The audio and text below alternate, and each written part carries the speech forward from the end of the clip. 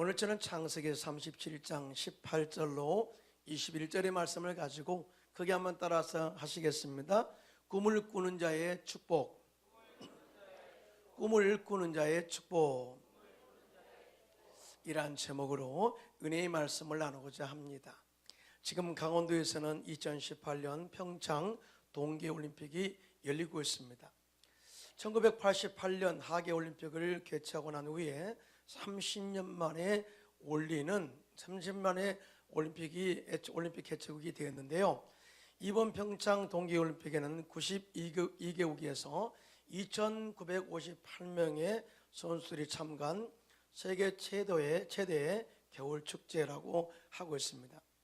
이번 평창 동계올림픽에는 15개 종목에서 102개의 메달을 넣고 겨루게 되는데요. 우리나라는 금메달 8개 이상을 획득해서 4위의 목표를 꿈꾸고 도전하고 있습니다. 우리가 도전한 대로 꿈꾸는 대로 될 줄로 믿습니다. 그러나 이 동계올림픽, 평창 동계올림픽을 유치하기까지 많은 어려움을 겪었던 것을 보게 되죠. 올림픽 유치를 위해서 또한 팀이 구성되고 또한 나라의 관계자들이 꿈을 가지고 여러 번 도전한 끝에 이루어낸 성사기 때문에 그 올림픽이 귀하다고 볼 수가 있는 것입니다. 이와 같이 꿈을 가슴에 품고 끝까지 인내하고 도전하면 반드시 좋은 결과의 열매를 맺는 것이라는 것을 교훈으로 우리에게 보여주고 있는데요. 오늘 저는 우리 꿈의 사람 요셉의 생애를 통해서 이 꿈을 이루는 영적인 비결과 또 꿈을 꾼 사람을 통한 하나님의 축복이 무엇인가를 생각하면서 은혜를 나누고자 합니다. 첫째로 꿈을 꾼 자는 어떤 환경에서도 원망과 불평하지 않는다는 원리예요. 여러분 믿으시면 아멘. 오늘 보면 창세기 37장 18절로 20절에 다 같이 시작. 요셉이 그들에게 가까이 오기 전에 그들이 요셉을 멀리서 보고 죽이기를 꾀하여 서로 이르되 꿈꾸는 자가 오는도다. 자, 그를 죽여 한 구덩이에 던지고 우리가 말하기를 악한 짐승이 그를 잡아먹었다 하자 그의 꿈이 어떻게 되는지를 우리가 볼 것이니라 하는지라. 아멘.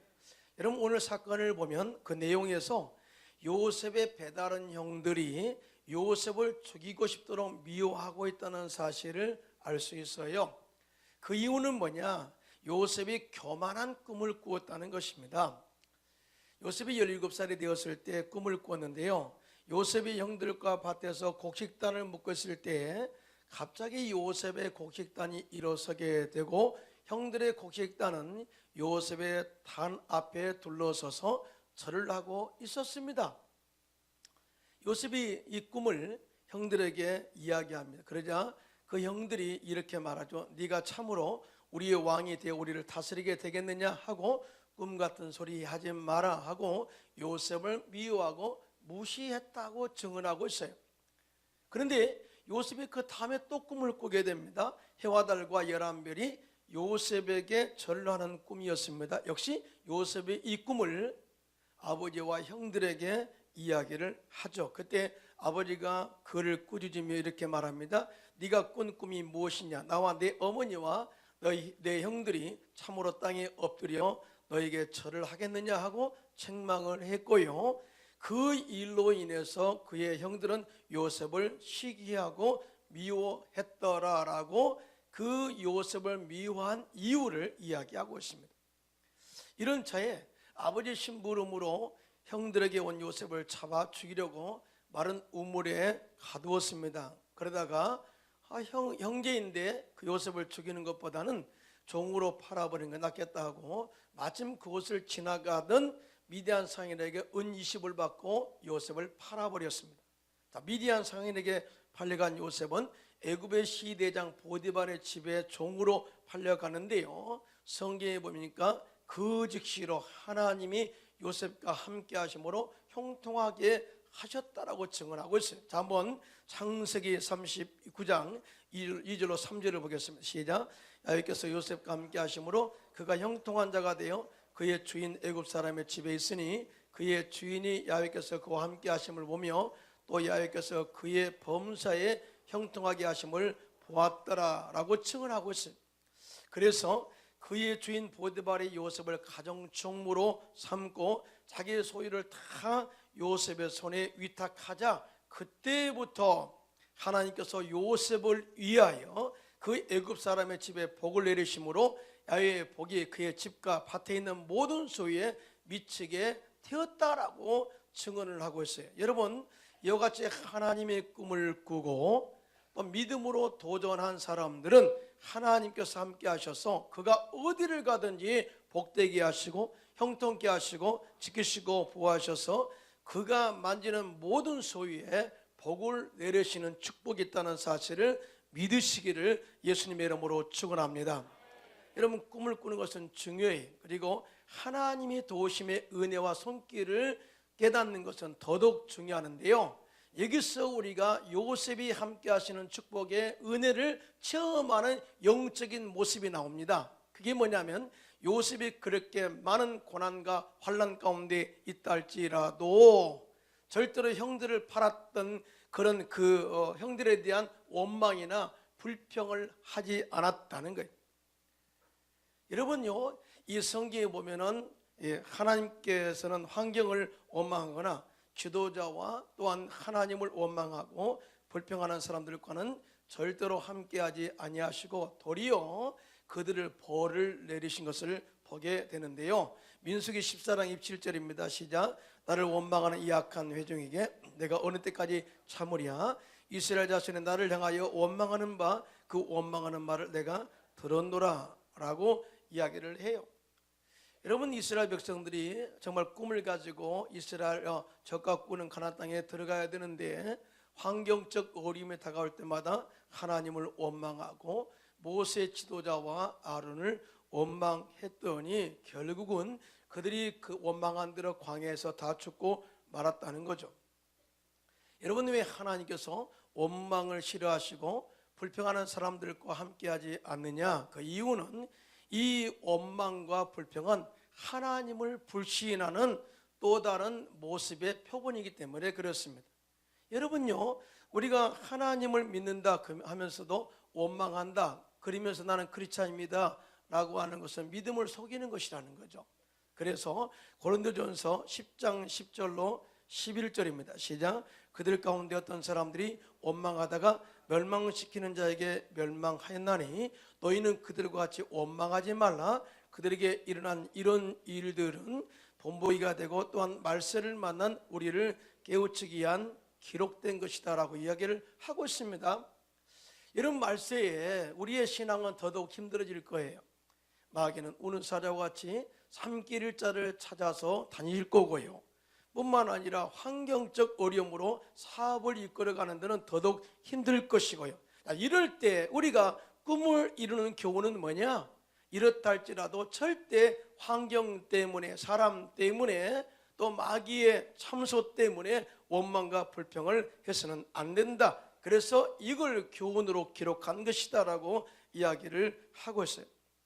사실은 요셉은 꿈을 꾸었지만 그 꿈을 이루는 것이 그렇게 순탄치가 않았거든요.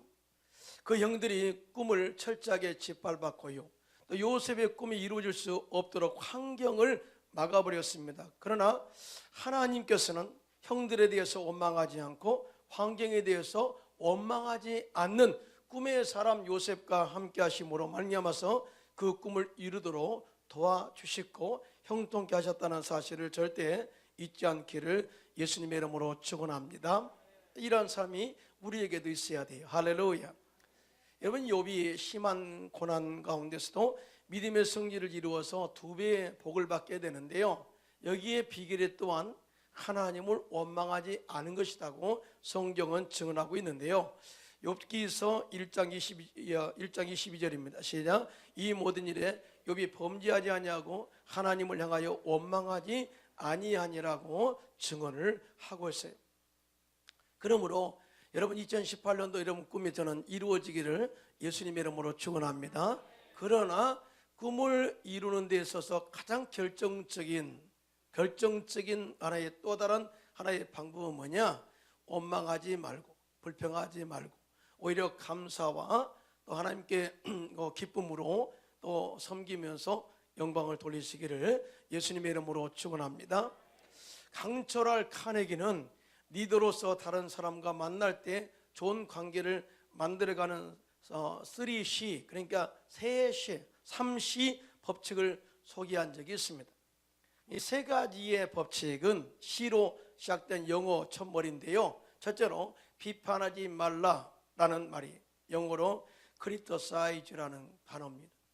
자, 이 예수께서는 우리에게 말씀, 남에게 비판을 받지 아니하거든 남을 비판하지 말라 이렇게 말씀을 하셨어요. 왜냐하면은 이 비판은 우리의 삶과 연결되어 있습니다. 이 관계에서 관계를 끊는 치명적인 요소가 비판할 때 다가온다라는 것이죠. 두 번째, 비난하지 않아야 한다라고 이야기하는데 영어로 역시 condemn이라는 단어입니다. 자, 이 사실은 비난은 비교의식에서 나오는 질투예요. 비교할 때 내가 조금 약하다, 못났다 그럴 때 비난을 하게 되는데요. 이런 비난은 질투와 미움으로 자신도 죽이고 남도 죽이는 결과를 초래하기 때문에 절대 꿈을 이룰 수 없다는 거예요. 또 뿐만 아니라 세 번째, 불평하지 않아야 돼. 역시 C로 시작된 단어인데 complain이라는 단어입니다. 이 불평은 하나님을 믿지 않는 불신앙에서 나오는 것이기 때문에 더더욱 불평은 하지 않아야 되는 것이죠. 여러분 믿으시면 아멘.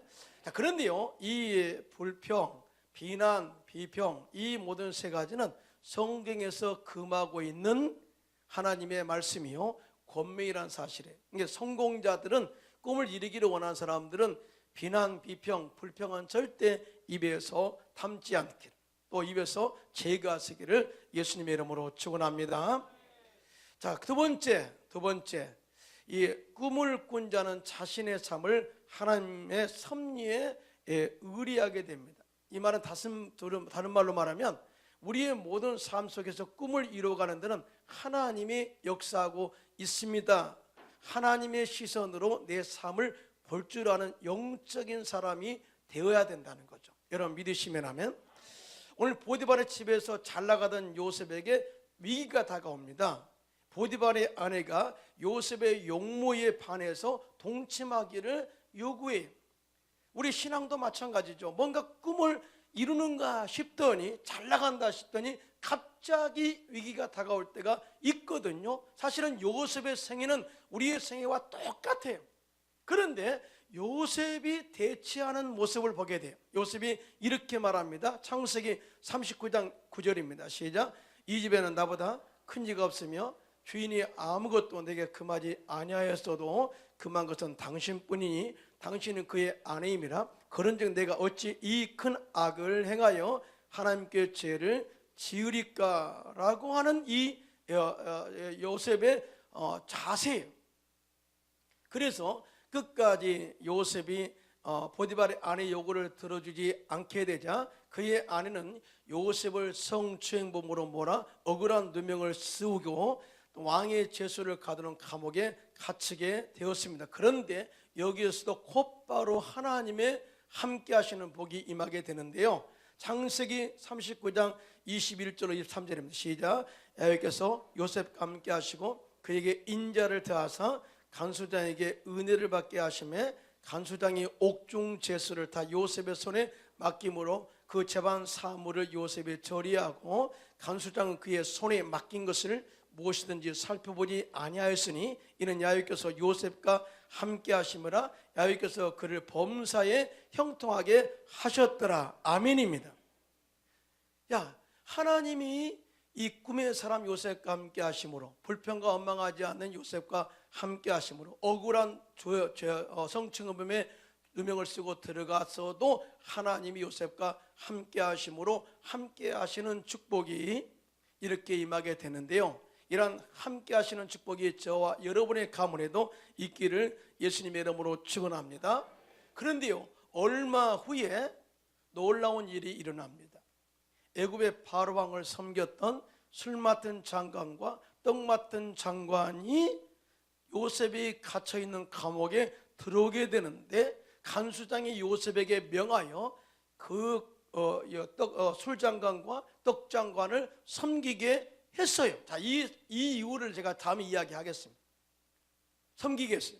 자, 그러면서 동시에 이 장관들이 꿈을 꾸게 되는데요, 이 꿈을 요셉이 해석해 주죠. 요셉의 꿈의 해석대로 술 맡은 장관은 살아났고 떡을 맡았던 장관은 죽게 되었는데요, 당시에 술 맡던 장관에게 요셉이 부탁한 것이 있습니다.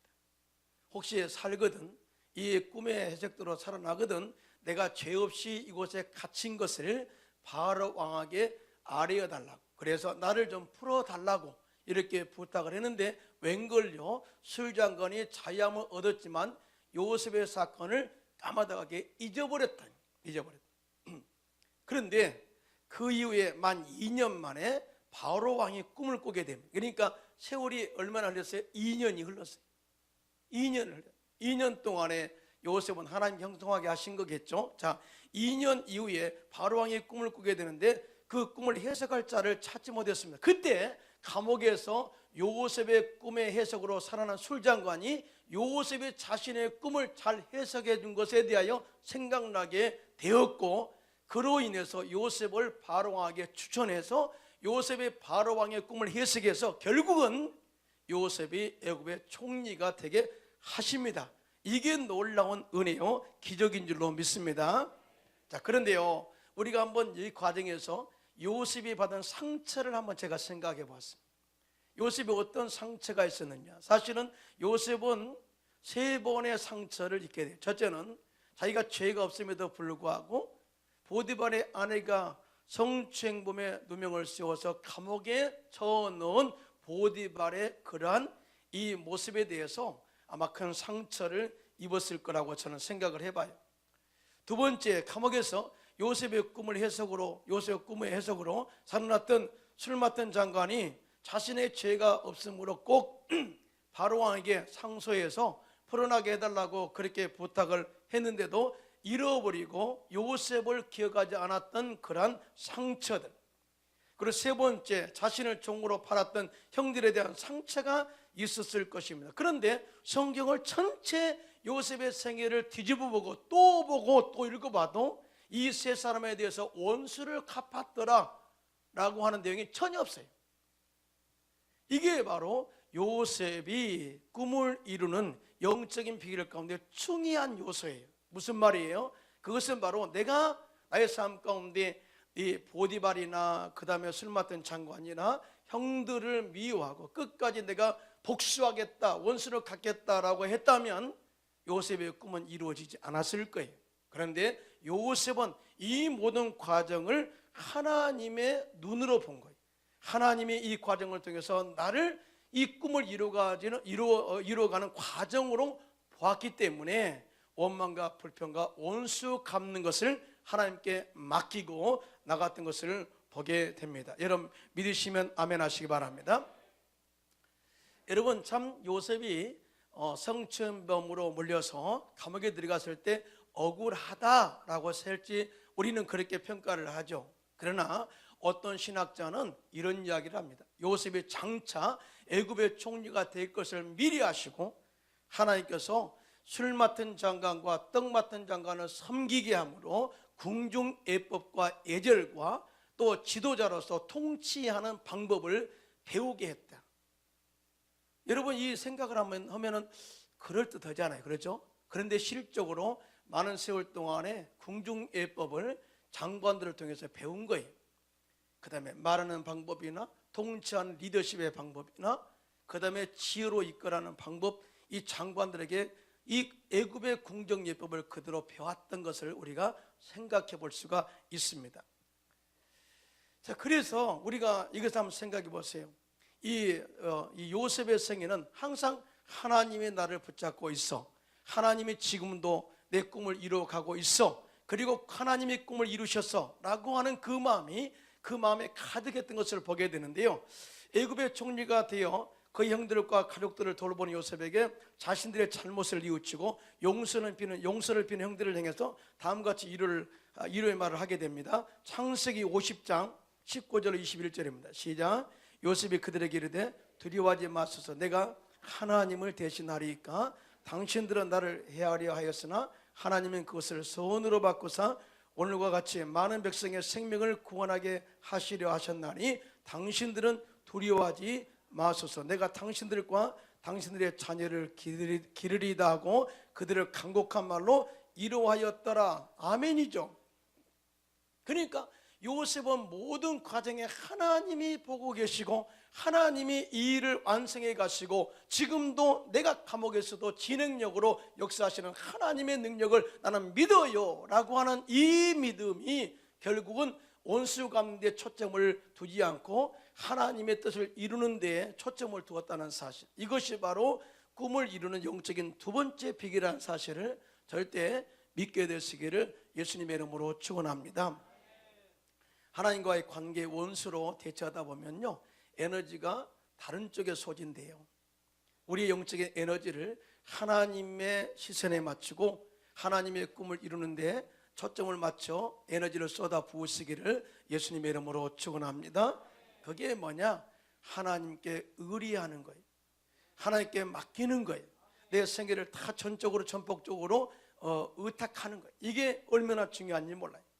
예레미야서 17장 7절로 8절입니다. 시작. 그러나 무릇 야훼를 의지하며 야훼를 의리하는 그 사람은 복을 받을 것이나 그는 물가에 심어진 나무가 그 뿌리를 강변에 뻗치고 더위가 올지라도 두려워하지 아니하며 그 잎사이가 청청하며 가뭄해도 걱정이 없고 결실이 그치지 아니함 같으리라. 아멘. 사실은 요셉은 야곱의 죄를 살아가는 아내 라헬에게서 낳은 야곱의 11번째 아들이었습니다. 그러니까 11번째라고 하면 서열상 어느로 보나 서열상으로 보나 나이로 보나 용모로 보나 모든 것이 형들을 다스릴 만한 긍정적인 외적인 조건과 환경은 절대 있지 않았어요. 그러니까 모든 것은 다 제로라고 말이에요.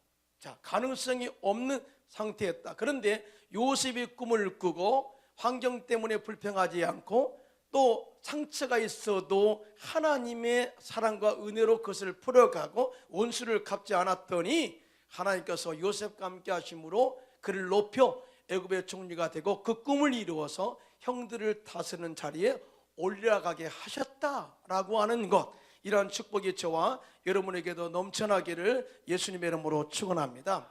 하나님의 역사의 주관자시고요, 우리의 생사부를 주관하시는 전능하신 하나님 것을 믿으시면 손들고 아멘 하시기 바랍니다. 그랬습니다. 그래요.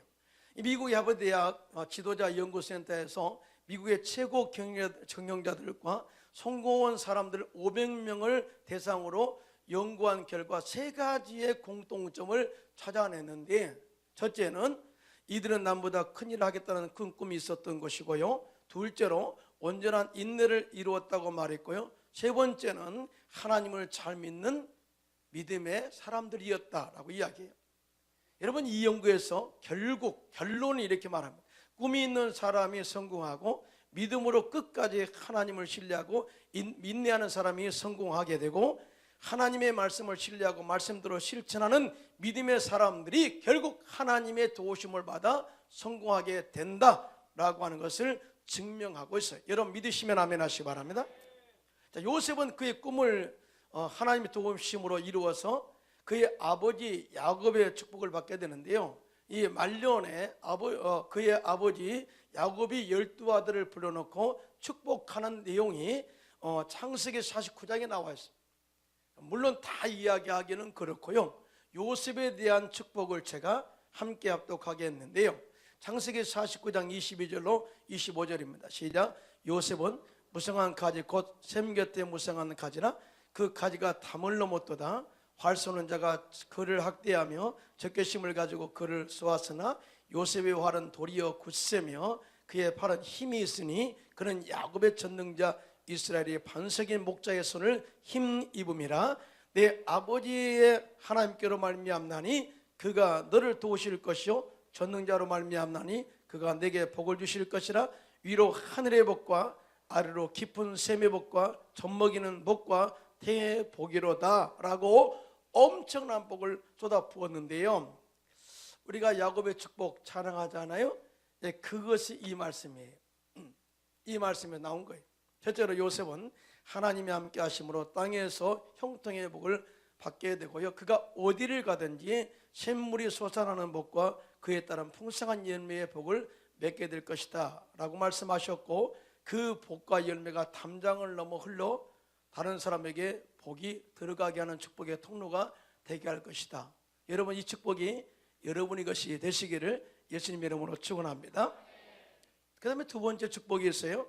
하나님이 함께 하셔서 형들이 학대하고 적개심을 가지고 화를 쏘아내었지만은 목자 되신 하나님이 그와 함께 하셔서 요셉의 화를 더 굳세게 하셔서 무너지지 않게 되었다고 선포합니다. 그리고 영원한 하나님의 보호하심과 승리를 보장해 주신다고 말씀했어요.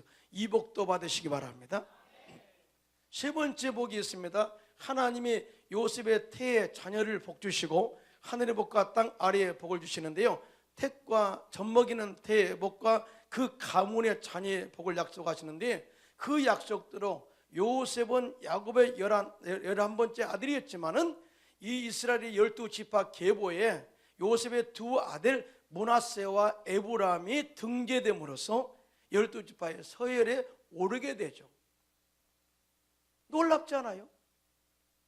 하나님께서 복을 내리기로 허락한 가문은 이렇게 복되게 하셔서 그의 가문의 자녀들이 복을 받게 하신다는 사실을 절대 믿으시기를 예수님의 이름으로 축원합니다. 우리는 어디에서 꿈을 꿔야 되느냐? 말씀과 십자가의 은혜 안에서 꿈을 꿔야 돼요. 예수님께서 십자가의 죽으심으로 말미암아 우리의 삶 속에 저주를 끊으시고 또 죄를 깨끗게 하셔서 영혼의 잘된같이 범사가 될 때고 강건한 복을 주셨어요. 그러니까 이것이 우리가 하나님의 이루시는 꿈이 되어야 될 줄로 믿습니다. 그러기 위해서는 이 삼중 축복의 꿈을 가슴에 품고 여러분의 가정의 삶에서, 또한 사업장과 직장에서, 전도와 선교 현장에서 계속적으로 또한 인내하고 불평하지 않고 하나님 말씀을 잘 지키심으로 말미암아 이루어서 하나님께 영광이 되고 큰 복보다 큰 일하는 우리 성도님들이 되시기를 예수님의 이름으로 축원합니다.